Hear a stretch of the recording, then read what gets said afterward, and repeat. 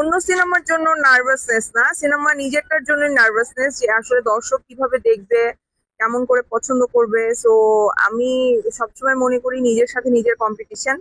তো এখন আমার অন্যান্য চরিত্রগুলো মানুষ খুব ভালো করে মনে রেখেছে, নাম ধরে মনে রেখেছে।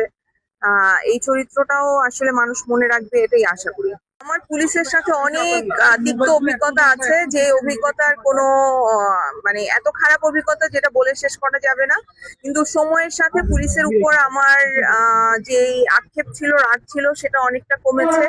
নিজে অনেক ম্যাচিওর হয়েছি, বুঝেছি, তাদের সিচুয়েশনও বোঝার চেষ্টা করেছি। এবং পরবর্তীতে সেই সিচুয়েশন উল্টেও গিয়েছিল, তখন আবার অনেক ভালো ব্যবহার করেছে।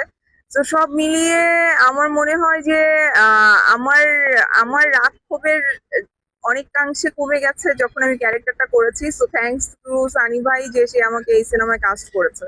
আমি আমার মন্তব্য জানিয়েছি। আমার মনে হয় যে আমার আমার যা বলার ছিল আমি বলেছি। আজকে আমরা এশা মার্ডারের প্রচারণায় এসেছি, সো আমরা এশা মার্ডারই থাকি। প্রিয় দর্শক, এবার ঈদে আমার অভিনীত একটি সিনেমা এশা মার্ডার বড় পর্দায় আসছে।